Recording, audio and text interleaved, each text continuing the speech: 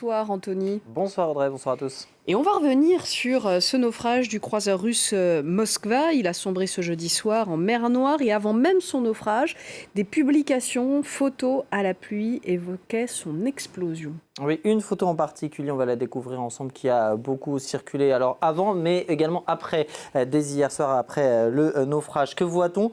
Une explosion assez floue, vue de loin, et le vert de l'image donne un côté un peu militaire, comme si c'était une image de radar, de renseignement, de nuit, prise de nuit, effectivement. Alors cette image, on la retrouve par exemple sur ce compte Twitter, le 14 avril au matin, et qui nous dit quoi? Qui nous dit que c'est bien la photo de l'incendie du Moskva.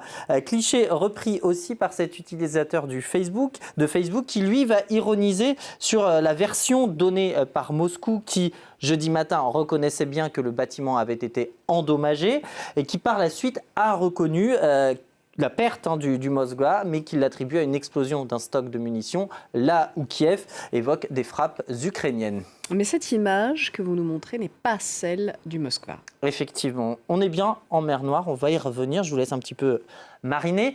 Une photo hors contexte donc, mais également trafiquée à deux niveaux. Regardez le filtre vert d'abord, qui n'est pas d'origine, et puis l'image a été retournée. On va regarder ensemble l'original, la voici. Et lorsque vous les mettez côte à côte, ce que l'on va faire, eh bien, vous avez plusieurs éléments. Ici, par exemple, le bateau que l'on voit ici, ou encore notez la forme un peu en escalier finalement de la fumée. Vous le retrouvez sur effectivement cette autre image, donc l'image virale, la forme en escalier ici et le bateau, le bâtiment en question inversé. Donc comme je le disais, ces modifications, elles sont très simples à faire, elles peuvent s'effectuer tout bêtement via un logiciel de retouche photo. C'est d'ailleurs ce qu'a rappelé un internaute sur Twitter via une vidéo. Vous voyez une démonstration en 6 secondes, top chrono. Maintenant, d'où vient cette photo? Maintenant que je vous ai fait mariner, le fait qu'elle ait été trafiquée va forcément compliquer la recherche d'images inversées.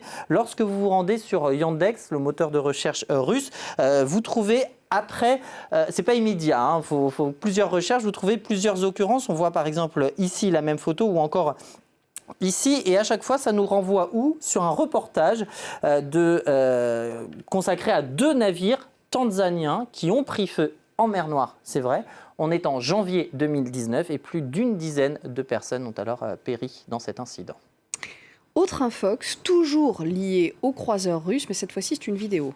Effectivement, plusieurs publications vont présenter cette vidéo comme l'explosion du navire. On a par exemple ce tweeto qui nous dit voici le moment où le croiseur de Moscou, hein, de son nom, reçoit les salutations de l'armée ukrainienne. On notera évidemment le petit brin d'humour noir évidemment. Il y a cette vidéo d'une frappe sur le navire russe Moskva donc, et cet autre tweeto de donner même l'origine de la publication. Andrei Biletsky, figure historique du bataillon Azov, pour en être évidemment le fondateur. Et effectivement, cette vidéo, vous la retrouvez ici sur le compte Telegram officiel d'Andrei Biletsky.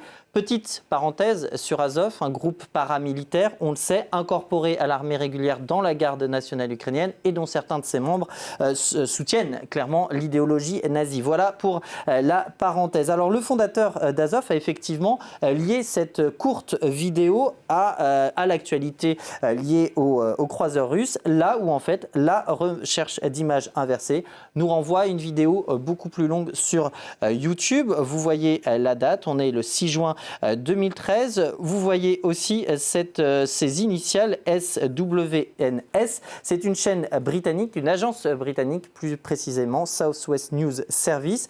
Il s'agit en fait d'un tir de missile, d'un test plus exactement de missile de la marine norvégienne. On est donc le 6 juin 2013. 2 exemples ce soir qui montrent qu'une fois de plus, comme on l'a répété ces dernières semaines, hein, que cette guerre en Ukraine menée par la Russie, elle se fait aussi sur le fond de la désinformation, et on le voit tantôt du côté russe, tantôt du côté ukrainien. Merci beaucoup Anthony Saint-Léger. Merci à vous d'avoir suivi cette demi-heure d'information. On se retrouve tout de suite pour un nouveau journal après cette courte pause.